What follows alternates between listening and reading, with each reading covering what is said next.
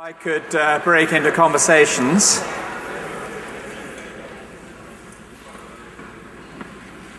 Just as the waiters are making their way, may I welcome you very, very warmly indeed to St. Helen's this evening, especially if this is a first ever visit for you. We're really glad you've been able to join us, and thank you for coming. You'll need this copy of John's Gospel in your hands, and perhaps if you could find page 53, that would be very helpful.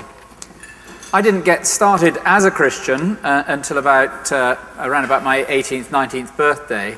I was asked to spend a little bit of time away from the boarding school that I was attending at the time for reasons which I have to say are none of your business, we're not going to go into right now.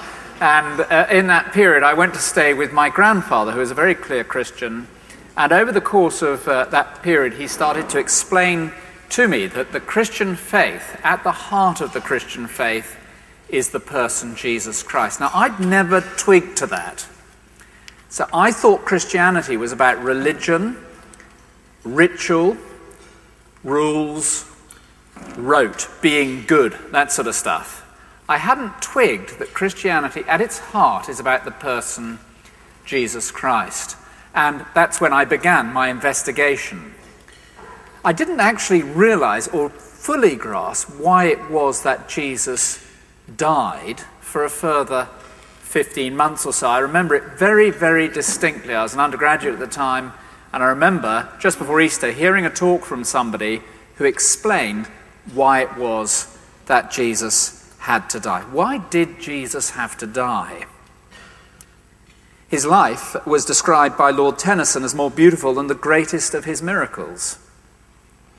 His teaching is more profound still. Love your enemies, do good to those who hate you, love your neighbour as yourself. His influence is without doubt greater than any other who has ever lived. How is it then that Jesus of Nazareth, this figure of history, ended his life on a cross, the most brutal form of execution ever invented by man? What I want us to do is to do what we've been doing every evening so far. This, incidentally, is the third evening we've been meeting like this. It's been something of a series. Each talk is a standalone. What do Christians believe? We've looked at who is Jesus. We've looked at why bother with Jesus. Some of you heard these talks already. And tonight, why did Jesus have to die? And we're going to turn to this eyewitness account from the Apostle John, page 53. And Lio is going to read for us from verse 33, there at the bottom of the page. So that's page 53, and from verse 33, just near the bottom of the page. So Pilate entered his headquarters again and called Jesus and said to him, "Are you the king of the Jews?" Jesus answered, "Do you say this of your own accord, or did others say it to you about me?" Pilate answered, "Am I a Jew? Your own nation and the chief priests have delivered you over to me. What have you done?" Jesus answered, My kingdom is not of this world. If my kingdom were of this world, my servants would have been fighting, that I might be delivered over to the Jews. But my kingdom is not from the world." Then Pilate said to him, "So you are a king?" Jesus answered, "You say that I am a king. For this purpose I was born, and for this purpose I have come into the world, to bear witness to the truth. Everyone who is of the truth listens to my voice." Pilate said to him, "What is truth?" After he had said this, he went back outside to the Jews and told them, "I find no guilt in him, but you have a custom that I should release one man for you at the Passover. So, do you want me to release to you the king of the Jews?" They cried out again, "Not this man, but Barabbas." Now, Barabbas was a robber. Then Pilate took Jesus and flogged him. And the soldiers twisted together a crown of thorns and put it on his head and arrayed him in a purple robe. They came up to him saying, "Hail, King of the Jews," and struck him with their hands. Pilate went out again and said to them, "See, I'm bringing him out to you, that you may know that I find no guilt in him." So Jesus came out, wearing the crown of thorns and the purple robe. Pilate said to them, "Behold the man." When the chief priests and the officers saw him, they cried out, "Crucify him! Crucify him!" Pilate said to them, "Take him yourselves and crucify him, for I find no guilt in him." The Jews answered him, "We have a law, and according to that law, he ought to die, because he has made himself the Son of God." When Pilate heard this statement, he was even more afraid. He entered his headquarters again and said to Jesus, "Where are you from?" But Jesus gave him no answer. So Pilate said to him, "You will not speak to me? Do you not know that I have authority to release you and authority to crucify you?" Jesus answered him, "You would have no authority over me at all unless it had been given to you from above. Therefore, he who delivered me over to you has the greater sin." From then on, Pilate sought to release him, but the Jews cried out, "If you release this man, you are not Caesar's friend. Everyone who makes himself a king opposes Caesar." So when Pilate heard these words, he brought Jesus out and sat down on the judgment seat at a place called the Stone Pavement, and in Aramaic, Gabbatha. Now, it was the day of preparation of the Passover. It was about the 6th hour. He said to the Jews, "Behold your king." They cried out, "Away with him! Away with him! Crucify him!" Pilate said to them, "Shall I crucify your king?" The chief priests answered, "We have no king but Caesar." So he delivered him over to them to be crucified. Now, thanks very much indeed. Well, I want to suggest 3 reasons why it was that Jesus died. The first, the wickedness of man. The second, the purpose of God. And third, the willingness of Jesus out of love. The wickedness of man. This account is written by the Apostle John, Jesus' closest disciple, commissioned by Jesus to write an account of his life and teaching. It's an eyewitness account of his trial and his death, and it deliberately records the events of Jesus' death, and I want to suggest John records the events in order to implicate all of humanity. So in the first half of chapter 18, we didn't have read, Judas betrayed him out of greed. In the middle of chapter 18, the disciples deserted him out of cowardice. In chapter 19, the religious authorities murder him out of envy. The soldiers brutally torture him, and Pilate washes his hands of him out of expedience. You will have noticed that the innocence of Jesus is beyond doubt. 3 times the trial judge, Pilate, insists upon it. You'll see it there on page 54, the top of the page there, verse 38, "I find no guilt in him." And then in chapter 19, same page, verse 4, "See, I'm bringing him out to you that you may know I find no guilt in him." And then in verse 6, when the chief priests and officers saw him, they cried, "Crucify, crucify him." Pilate said, "Take him yourself and crucify him, for I find no guilt in him." So the innocence of Jesus is beyond doubt, and the status of Jesus is well attested. He's healed the sick. He's turned water into wine. He's raised the dead. He's fed the hungry. He's walked on water. He himself makes himself equal with God.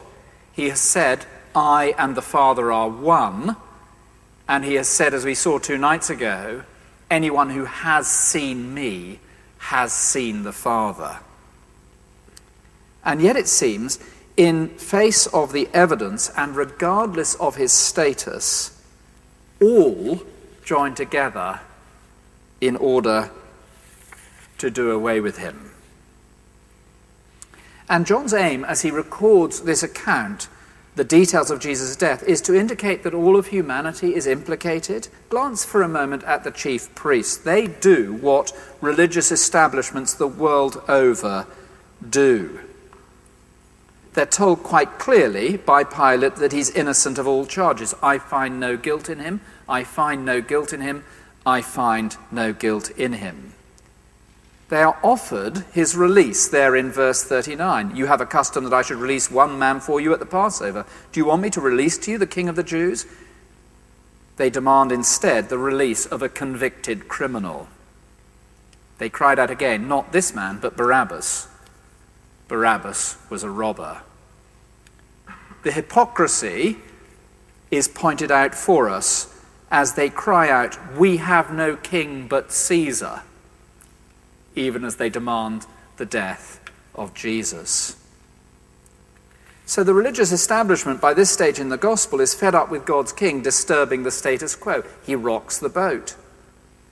To have Jesus affect my priorities, the way I spend my time, the way I do my job, it's just rather uncomfortable. Glance for a moment at the soldiers. They do what soldiers the world over do. I'm an ex-soldier, and this is what soldiers out of control do. Chapter 19, Pilate took Jesus and flogged him, and the soldiers twisted together a crown of thorns and put it on his head and arrayed him in a purple robe. They came up to him saying, "Hail, King of the Jews!" They struck him with their hands.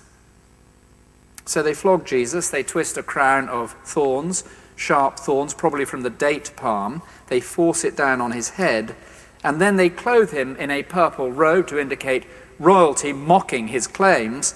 And then, one by one, I take it, they break from the mob, kneel at his feet, and then stand up and smack him in the face. This is Abu Ghraib. They knew he was innocent. They knew his claims. They were part of a group. Everybody else was doing it. They followed the crowd. Everybody else in the office treats Jesus as a slightly comic figure. Everybody else uses his name as a swear word. We just follow the crowd. Glance for a moment at Pilate. Pilate does what politicians the world over do. He knew Jesus was innocent. He says 3 times, I find no guilt in him. But at the end of the day, when his reputation was on the line, when the polls spoke against him, when expedience demanded otherwise, he toyed with the truth. He knew perfectly well what was true. What is truth? He showed that he hated truth as he refused to side openly with the truth because the truth would cost him too dear. And then look at the crowd. They do what crowds the world over do. Away with him,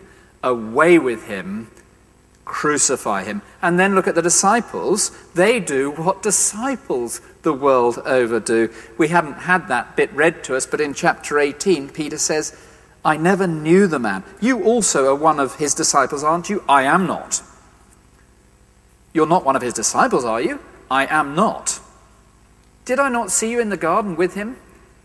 He fled into the night. And so what John is doing as he records the death of Jesus here is to show us that, well, if we'd been there that morning, we would have done what everybody else did. A couple of weeks back, my wife and I went down to the newly renovated Imperial War Museum, and I've only been down there. It's really, really worth a visit, and we spent, well, just 2 hours in the Holocaust exhibition. We could have been there for far, far, far longer. There's a museum at the Second World War death camp, Majenk. It's on the outskirts of Lublin in Poland. They record, in the museum, there's a set of documents, and the documents record the bids of reputable engineering firms from Central Europe to build crematoria. And the bids contain the design specifications for the buildings, demanding that they be able to cope with the destruction of thousands of bodies per day. And the point of the exhibition is chilling. Ordinary men, people like you and me, fathers, sons, brothers, husbands, all over Europe, professional people, joined in the bid to build the chambers at the Holocaust death camp. I recently read Orlando Figes' book, The Whisperers. I was going to bring it in to sort of show off my reading, but I couldn't find it anywhere, so it's probably been burned. But anyway, it charts the diaries of everyday people in the communist bloc, ordinary people, daily life, and it indicates that ordinary people, everyday people, people like you and me, arrange for their neighbours to be sent off to the gulags and so forth. And this crucifixion of Jesus similarly is designed to show us that the wickedness of man resulted in the death of Jesus. A dark secret. There is something within us that seems unable to side with truth at that vital moment, that runs into the night at that key encounter. The crucifixion of Jesus exposes the deepest, darkest, most ugly secret of all. For every one of us shows by our attitude towards Jesus today that we would have been there standing with them as they crucified him then. You know, when it's my reputation at stake, when I'm in the crowd at the pub, watching the footy with the lads, when political expedience demanded that I sit loose to the truth, when Jesus challenges my status quo, I'm not speaking here for you, I'm speaking for me. Earlier in the Gospels, speaking of this aspect of humanity, Jesus puts it like this. We were looking at it last night. If you turn back to page 9, you'll find it there. Page 9. Right at the top of the page, verse 19. This is the judgment, this is the verdict. The light has come into the world. Jesus, in all his absolute purity, integrity, truth, love, goodness. The light has come into the world. People loved the darkness rather than the light because their deeds were evil. Why is it that every one of us in this room, we find ourselves wanting to hold Jesus at arm's length, not allow him to encroach on our lives, when we know that he is love personified, truth, integrity, light? When God sent his king, we crucified him, the wickedness of man. Now that doesn't really explain the death of Jesus, I realize that, and many have suffered innocently at the hands of wicked people. I think of Martin Luther King or Mahatma Gandhi or President Kennedy. Let's move to our second point, what I'm going to call the direct purpose of God. Allow me here to pull back a little from this text. If you turn back to page 54, let's pull back from this text a moment, from the trial, and allow me to put the snippet we have in its broader context. The narrative of John's Gospel, I can show you this in the questions if you want, indicates that Jesus suffered as God's royal king, and that it was God's intention for Jesus to die on the cross. That it was God's intention for Jesus Christ to die on the cross. Jesus' crucifixion then was no accident.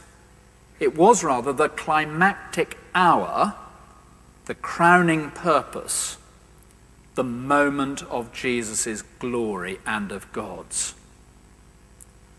Let me just chase through this. I'll take you to it in the questions if you like. But in chapter 12, he speaks of the hour of his death, and he indicates that he's to be lifted up on the cross, and he declares that this is the hour of his glory. In chapter 13, as he washes his disciples' feet, he indicates that he will die out of love for the world. In chapter 13, he washes their feet, and he says, this is about my death. In chapter 17, as he describes his death, or speaks of his death, he declares it to be the hour of his glory again. In chapter 18, as the soldiers draw near to arrest him, they just fall to the ground as he declares, I am the one you're looking for, and he shows himself to have absolute authority over them, but still he goes with them rather than escapes. And in chapter 19 at his trial, as we just read, he says to Pilate, "You would have no authority over me at all unless it had been given to you from above." Now, I would love to persuade you to take this gospel away and read it for yourself. I discover that a lot of people haven't actually read a gospel as an adult. I'd love you to do that. And as you do that, you will discover again and again and again that Jesus heads to his death deliberately, knowing that it's the purpose and the will of God. The wickedness of man, the purpose of God.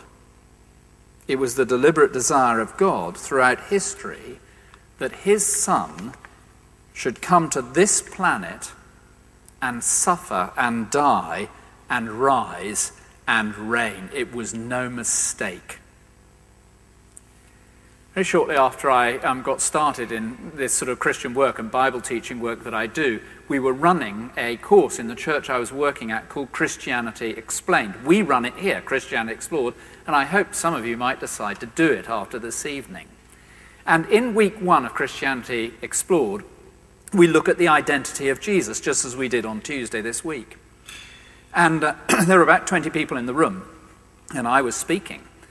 And there was a guy sitting in the back row who, it transpires, his name was Jim from Yorkshire. And throughout the talk, he was heckling in loud kind of stage asides, not quite loud enough to be really disruptive. He was just saying, "Rubbish! I don't believe a word of that. In fact, you've been thoroughly well behaved this evening. I'm very grateful for it." I wasn't expecting to see him on week 2 at all. Week 2, we talked about the cross. He was sitting right in the front row. And we talked about the cross, and I went through the details of his death. And Jim was sitting there open-mouthed, and then he said, "What a tragedy. What a tragedy." Jim was precisely wrong. No, it was not a mistake. No, it was not a great sort of disaster from which God had somehow to recover his plan.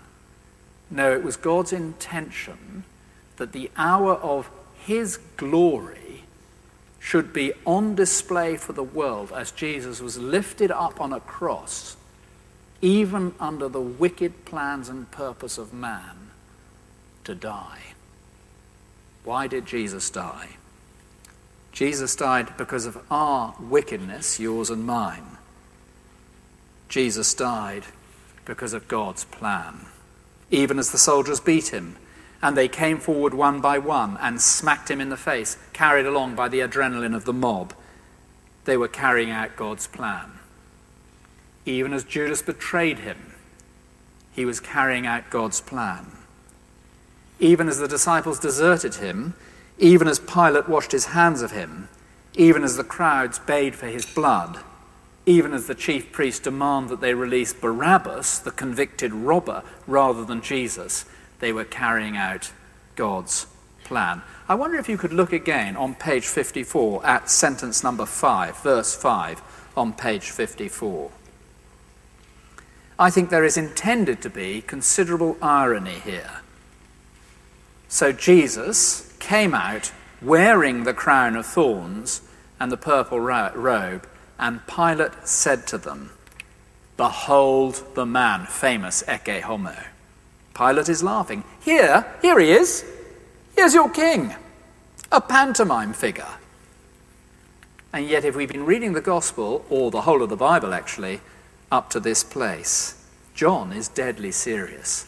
Behold the man, God himself, become man, dressed in this mock robe with this filthy crown on his head, about to be crucified. Behold the man, beaten, bloodied, bruised, pitiful, no prestige, no pomp, no political pawns fawning over him, no power, no palace. God's man, pursuing God's agenda, God's heavenly king, God's suffering servant. Now, we still haven't answered the question. I'm well aware of that. Why did Jesus have to die? And now we come to the final point. Yes, because of the wickedness of man. Yes, because of the perfect plan and purpose of God. But on its own, those two observations don't actually answer the question. What is the real reason? And what I want us to do now is to turn to a passage from the first part of the Bible, which this account leans on heavily and that is repeatedly pointed to in the explanation of Jesus' death.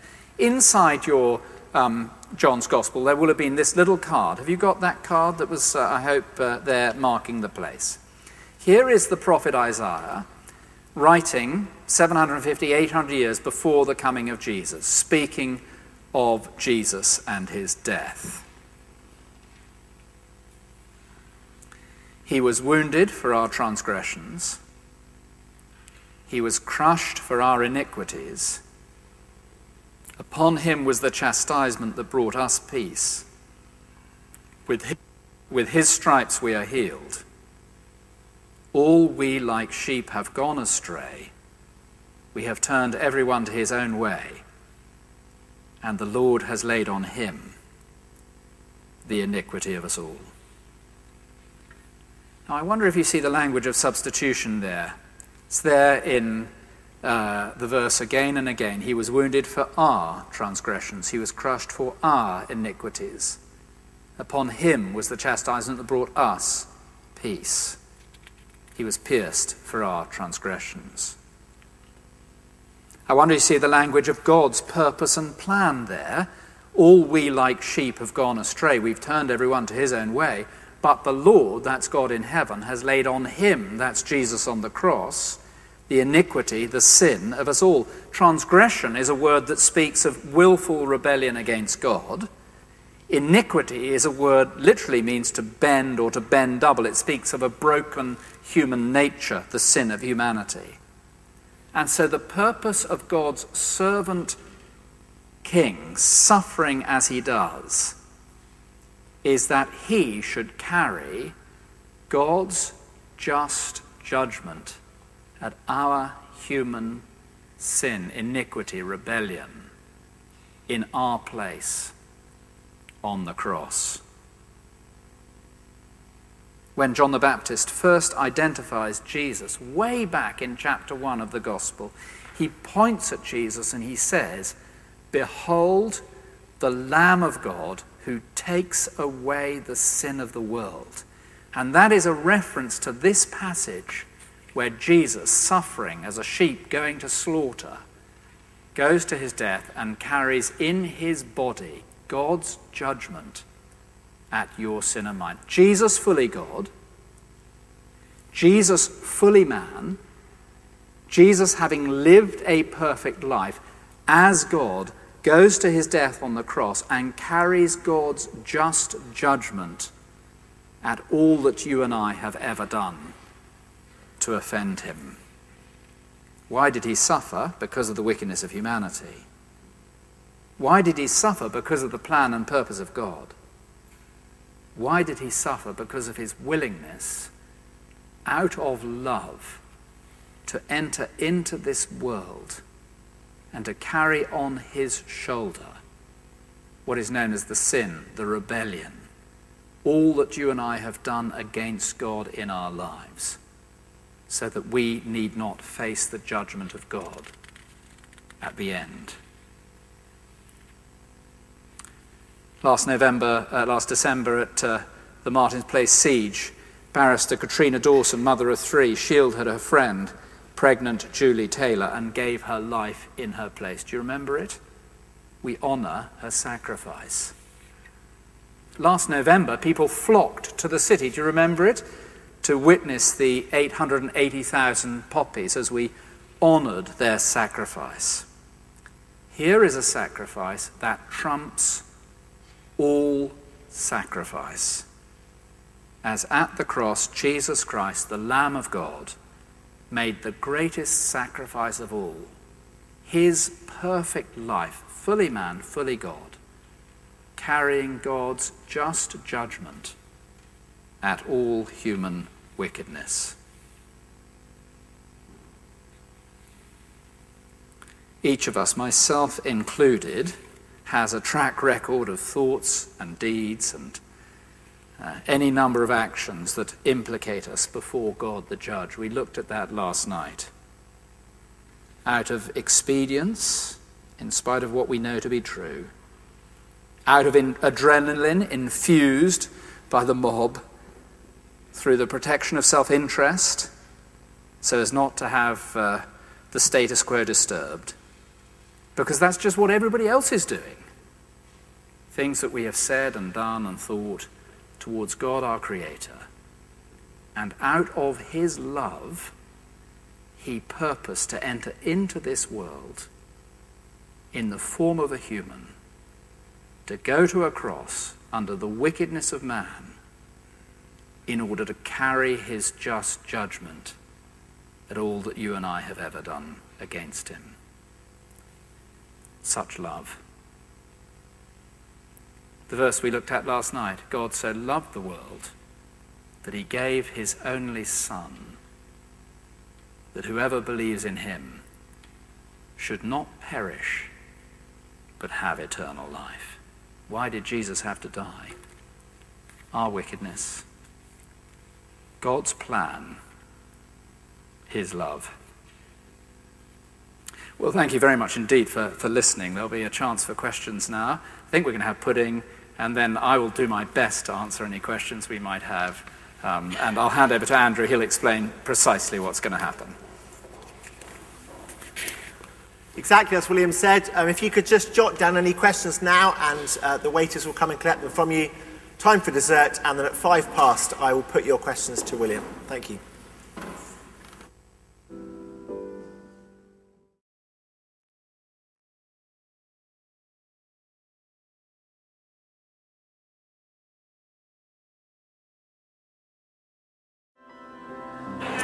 Can I interrupt you now? Let's just move this out of the way.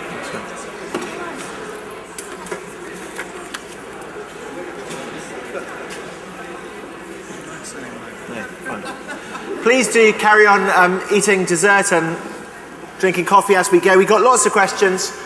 Just before we tackle them, I thought I'd give a few other ways that you could take things further in exploring. So 4 quick ways that you could investigate. Thank you very much. One is, please join us again here at St Helen's. We meet on a Sunday at 10:30 in the morning, 4 o'clock or 6 p.m. In the afternoon. Always lots of people joining us who just aren't sure where they stand on Christian things or want to look in as sceptical outsiders. That'd be very normal, and you'd be welcome at any of our Sunday services, or indeed lunchtime services on Tuesday or Thursday lunchtime. Secondly, you'll see on the way out there's a bookstall manned by Simon over there who can direct you to various resources on key questions. So I just picked up a couple from the bookstall. The Gospels as Eyewitness Testimony. A scholar from Cambridge looks at that question, can we trust it? How can God allow suffering? All kinds of resources like that for you to take away. Thirdly, we are running a Christianity Explored course, like the one that William mentioned in his talk, beginning next Wednesday for several weeks. And that's a chance to take things, maybe questions, slowly over a few weeks, each evening hearing a talk, dinner not quite as lavish as this evening, but chance to eat together and then to discuss and ask questions and to go through systematically looking at the life, death, resurrection and claims of Jesus. We commend that to you. Many people have found that a help, and that is described on the little card which I've dropped. One Life, what's it all about? Dates and times there, but it starts next Wednesday and you're warmly invited to that. The fourth way you could take things further would be to take away the John's Gospel that we read from and to read it yourself, or maybe even go through it with a Christian friend. And many people at the church here have done that with friends and colleagues, just reading through a Gospel chapter by chapter and dealing with questions as they arise. Please jot down on this card if that's something you'd like us to arrange for you to do. Well, without further ado, we have many questions to get through. Thank you very much to everyone who asked them, and we'll do as many as we can in the time. We're going to finish promptly at past. So firstly, William, several people have asked questions about the evidence on which all of this is based. So, for example, is the testimony of a small group of people reliable enough to change my life? Or here's somebody who makes a statement rather than a question, but the fundamental veracity of the evidence would not hold up to any academic, scientific or legal rigour. Everything is flawed. Somebody else asks, how can we trust the reliability of what John wrote? Thank you. I'd like to just, don't throw those questions away for a second. Everything is flawed, won't stand up to. I don't think I would want to strongly contest that, because it does stand up very much. Could you shut the door at the back, please, somebody, so that we don't get too disturbed? Thank you.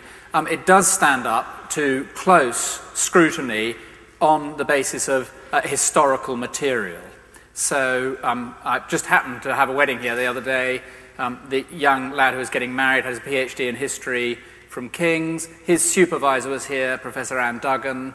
I emailed her this week, actually, because I got talking to her, and I said, do the Gospels stand up to close academic scrutiny? Of course, she said, as if I was an undergraduate. And so I said, well, thank you very much. And so I emailed her this week and said, on what basis do they stand up? And she sent me an email reply explaining that they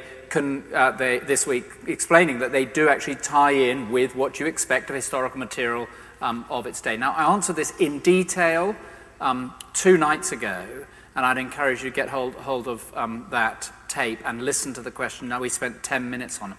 The issue is, not all things that we know are scientifically provable or proven. And so to argue that in order for something to be true and to be held to be true, it has to be scientifically proven, is almost a form of scientific imperialism, which is inappropriate. It's just not right. I mean, all sorts of court things, when you prove a murder, relies on evidence of this sort. And to say that actually, no, we have to go and redo the murder like a scientific experiment simply is a nonsense. So I'd encourage you just to think about evidence and what we know to be true, and beware of scientific imperialism. The first question you read out, I can't remember what it was. Incidentally, if you want to hear William's talk 2 nights ago on the St Helens website and downloadable from there, is the testimony of a small group of people reliable enough to change my life now? We touched on that. This is very important because for 2,000 years before the coming of Jesus, God's spokespeople wrote of it, spoke of it, preached of it. And the detail of where he was born, the family into which he was born, how he would live, what he would do, how he would die, the precise details of it, in fact, and not just the little details, but the whole scope of it, the whole thrust of it for 2,000 years. So when it happens, it doesn't need thousands of people to have seen it. It needs a group of reliable people who stand scrutiny as courtroom testimony to have seen it. And then this ties in with the matrix of anticipation and the matrix of interpretation that comes for 2,000 years before, which is why we went back to Isaiah 53. We could have gone back to Psalm 22, Psalm 69. We could have gone back to Psalm 16. We could have gone to any number of places, Exodus 12 or Leviticus 16 and so forth. So, great matrix of expectation, anticipation, and interpretation, followed by fact, witnessed by reliable witnesses, is the argumentation that Jesus himself uses in the Gospels. Did not the law and the prophets say these things had to happen? Go back and look at the law and the prophets over 2,000 years. Look at the events that were witnessed. Are the witnesses reliable? Then that is enough to base your life on. May I also say that the Gospels are simply self-authenticating. As you read them, they are, I find as I read them, they are self-authenticating. They make sense of life, they make sense of my life, they make sense of the world around us. I'd encourage you just to read one. I think you might have already answered this question, William, but somebody says, why wait until 0 BC to send Jesus? Yeah, well, for the 2,000 years, but also, if you think about it, you're probably a much better historian than I, but can you think of a better time in history than the height of the Roman Empire in order for the Christian gospel to just explode across the world? I said yesterday, there's a church just down there which is reported to be the first site of a church in London, 179 AD. And that's just the first church in London. So, there was an explosion of the Christian gospel, and if you look at the points on the map. It's like measles, you just a few, then very quickly, vast numbers across, and the height of the Roman Empire in terms of communication, and in terms of writing, papyrus, parchment, and so forth, record. Was there a better time? I mean, you could come and argue it, but the 2,000 years plus that is a pretty good case, I think. Question here. Why did Jewish people not believe in Jesus back then and today? Thank you. Well, Jesus explains that, I think. And if you turn to page 9...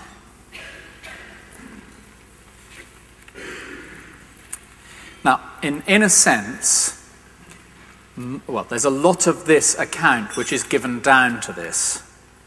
Look at verse 19 at the top of page 9. This is the verdict. The light has come into the world, and people loved the darkness rather than the light because their deeds were evil. So at its most blunt, the reason why you and I won't side with Jesus is a moral one before it's an intellectual one. According to Jesus, these are his words, not mine. People won't side with Jesus because we do not want God interfering with our lives. And that is the history of humanity from the opening pages of the Bible to the closing pages. That there's something within us fundamentally rebellious that says, I want to be in charge of my own life, and I will not yield myself to God. And we hate him interfering. I do. To our own destruction. Why particularly did the Jews refuse to have anything to do with Jesus? Because he wouldn't conform to what they wanted. And in chapter 6 of John's Gospel, this is dealt with in very great detail. First, with the populace, that is the irreligious masses, and then with the religious synagogue Jews. The irreligious masses, because he won't perform conjuring tricks at their demand. He won't enable them to contribute to their own salvation. He won't become a political figure. This is what makes Christianity so different to Islam. He will not become a political figure enabling to have power and authority over territorial regions and enforce their religion on people. And there's one other. But there are 4 reasons there in chapter 6. And then he deals with the synagogue Jews who cannot handle him saying that he's God. They don't want God. And cannot handle that they need forgiveness. They think they can sort themselves out. So you've got religious and masses there as to why people won't. And you'll find the reasons are exactly the same today. People want a God who will provide my material good, but not a God to whom I have to say, look, I can't make myself right with you without you helping me.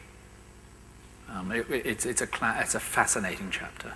And that's the sort of chapter you might say to somebody who's brought you this evening, I'd love to study chapter 6 with you, just chapter 6. Can we meet for a coffee to have a look at chapter 6?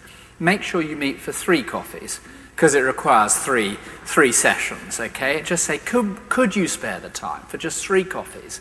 We'll look at chapter 6. That is an investigation into why both the masses and the Jews reject Jesus. William, you said that it was God's plan for Jesus to die, no mistake. So does that mean he has power over who lives and dies? So does that mean he decided, and why did so many die recently in Nepal? What part did God play? Oh, thank you very much for that one. Yeah, thank you. God's sovereignty over evil and over suffering. Whenever anybody asks me a question like this doesn't sound like it's this sort of question, but I always want to begin with the personal, out of experience of having answered questions on suffering over many years. It may well be that you have suffered personally, and I suspect around this room there have been any number of appalling atrocities that have been committed to various different individuals in one way or another. I always want to begin by saying that Jesus knows what it is to suffer. That God allowed Jesus to suffer. He lost his only son, if you like. And therefore, Jesus has been through anything that you have been through, but worse. So that we're not dealing with some sort of cold, impassive force who sits there with his arms folded and smiles down benignly at our world but does nothing about it. Jesus is not the Buddha.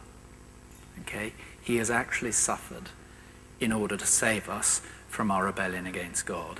And when you come to Jesus, you come to one who knows and understands. As for the origin of evil generally, we cannot know where evil has come from because God has not revealed it to us. And it's one of the three big things that we don't know the answer to because God hasn't revealed it. And because evil appears to come somehow from outside of our understanding, it's rather like your goldfish. I'm assuming you've got one, of course, and that it's alive. It can't really explain what you're doing now unless you've signed some way of communicating to it, all right? And anyway, even if you did, it would forget it in 2 seconds. So we need. But do you see, we cannot know the origin of God. He exists outside and beyond this universe, and the origin of evil is never explained to us. But that God is sovereign over evil is an undeniable fact in the Christian faith. God is sovereign over all evil. Is God the origin of evil? No. If God were not sovereign over evil, you'd have this ghastly dualistic Harry Potter-esque world where good and evil are battling it out as equal forces. And that's a ghastly situation to be in, a sort of fatalistic and dualistic existence. But no, God is sovereign over all evil. And what is more, what we've been looking at this evening, the cross, suggests to us that God is sovereign over evil in order to bring about his good purpose ultimately. Now that is a profound thought. But at our most wicked, there can be nothing more wicked. Imagine a child murdering his parents. There's little more wicked than that, is there, than a child taking a knife and brutally murdering the parents who brought him up. In fact, a friend of mine did it, but we won't go into that now. And there's nothing more wicked. There's nothing more wicked than humanity murdering its creator. And yet God is sovereign even over that to bring about his good purpose, the paying of sin and so forth. It's extraordinary, isn't it? That's as far as I can go. I mean, Thanks so much. How can Jesus be both fully God and fully man at the same time? And what does that matter for us? Well, Andrew, why don't you answer that one? We haven't had a... do you want to have a stab at that one? I did warn you I'd ask you one. This is the one. I looked for the most difficult... He didn't tell me which one it would be. I looked for the most difficult one, and I thought, this is the one we're going to ask Andrew to answer. You'll answer it far better than me. I think the question, how can he be? I think my answer would be he is. The Bible shows us that he's a real human being. He's born of a real mother. He has a real physical body. He really physically dies. He's a normal human being. And the accounts of Jesus also show us he really is God. He has extraordinary power over nature. He can tell the weather what to do and it responds. He can raise the dead.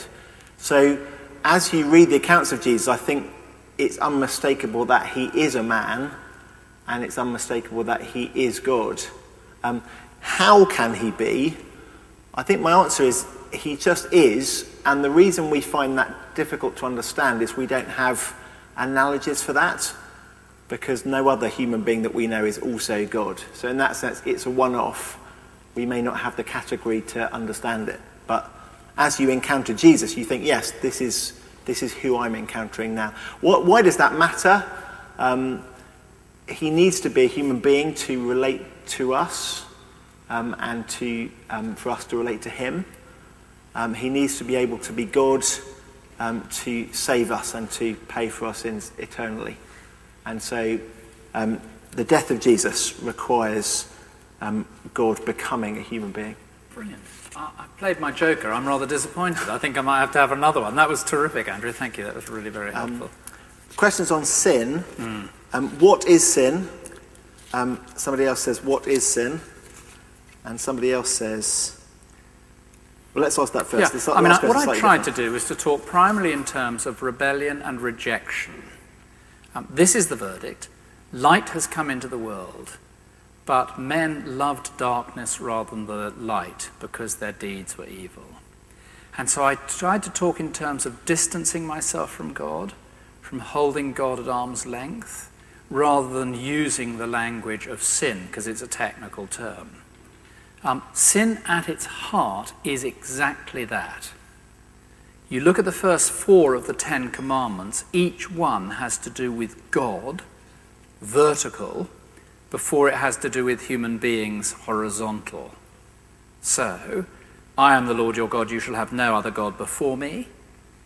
You shall not create yourself an idol that's a God in your own making. You shouldn't imagine God. And third, you shall not use my name in vain. You shall not, O Christ, O Jesus, as a swear word, and keep the Sabbath. They're all to do with God and his character, which is the heart of sin. Sin is an attitude that says to God, I won't have you as God in my life. Sins are the acts that flow from that. Out of the heart of man come all these evil things, says Jesus. Pride, envy, greed, sexual immorality, adultery, murder, theft, folly, and so forth. Those are sins that come out of all of our hearts, but they come from a fundamental attitude that says, I don't want God to be God in my life. And it's the attitude which is the heart of the matter in the human heart.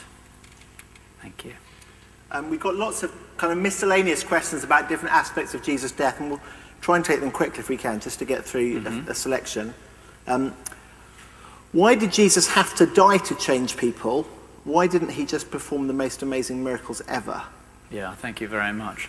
Because of this issue of God's justice that we talked about last night, that for God to be just, he has to deal with, there has to be a proper punishment, there has to be a real sentence for my rebellion against him and all the actions that follow.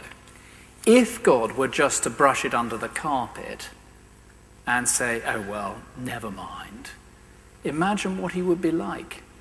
He'd have to brush, if he brushes yours under the carpet, he has to brush the next person. If he brushes the next person, he has to brush the next person. He has to brush the next person, he has to brush the next person. So if God were just to brush our rebellion under the carpet and pretend it doesn't matter, then you will have invented an idol, a God of your own making, who says of Rotherham, oh well, boys will be boys. Do you see? So there has to be justice. Sin, rebellion, has to be dealt with. If God is to be just, there must be a punishment for sin, and the punishment for sin is death. And therefore, if Jesus is to pay the punishment, he has to die and face the wrath of God. Otherwise, God is unjust.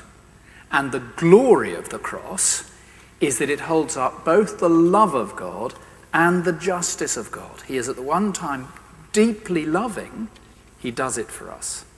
And at the same time, perfectly just, he pays and deals with sin.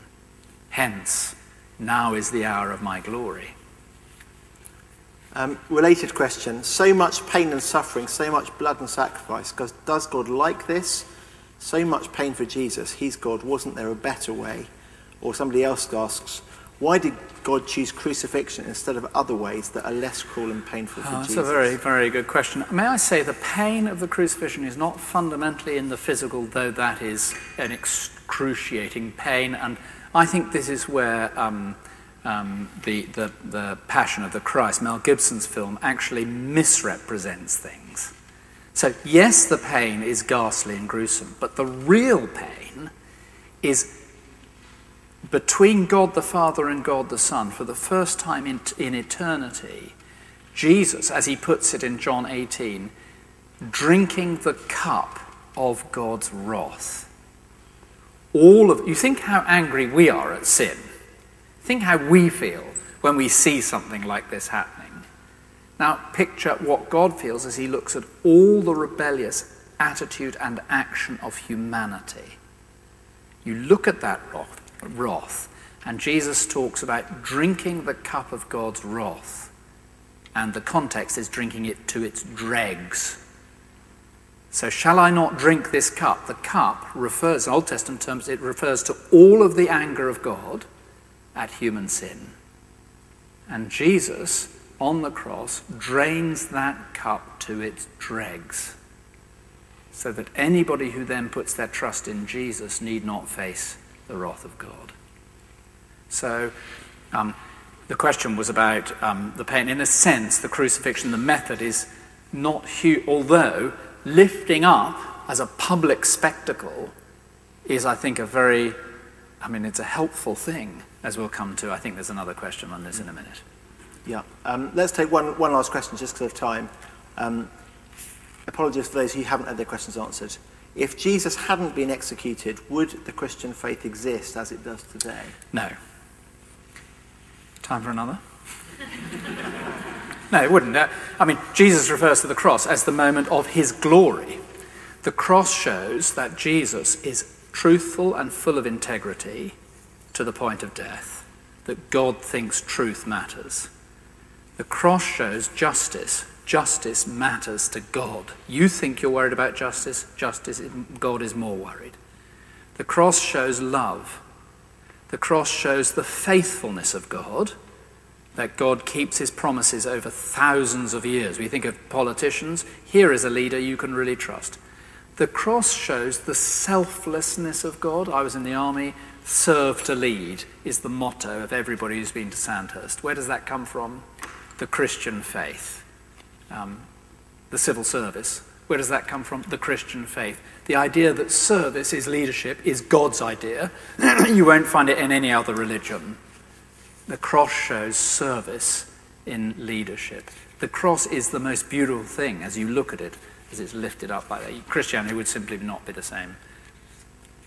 Let's make this last question. Good. This is really new to me. I don't really know what to believe yet. What would you tell me right now? Well, I would encourage you to keep listening. Nobody's asking you to take your brain out in order to become a Christian. Quite the reverse. When you become a Christian, you will start thinking more seriously than you ever thought before. And you will start to make sense of the world in a way you've never made sense of the world before. Faith comes through hearing. Faith is not a blind leap in the dark. You do have to take a step of faith, but it's based on reason and evidence. And I would encourage you to start listening, reading, perhaps with a friend, maybe on Christianity Explored, maybe through coming here. We don't want you to make decisions that are based, just on, without thinking things through. There will be some for whom it's not new, and yes, you may well need to take a decision to become a Christian. But for some, this is new, then keep it. It's too important to let it go, because without the forgiveness of Jesus, as we saw last night, you stand condemned. And you will face God's judgment. Jesus is your judge. And if you reject Jesus now, or just treat him as secondary importance, then he will judge you for it. So these things really matter. Life, eternal life, the stakes are high. And I'd encourage you very strongly to examine these things closely. Thank you, William. Just to reiterate the same ways you could find out.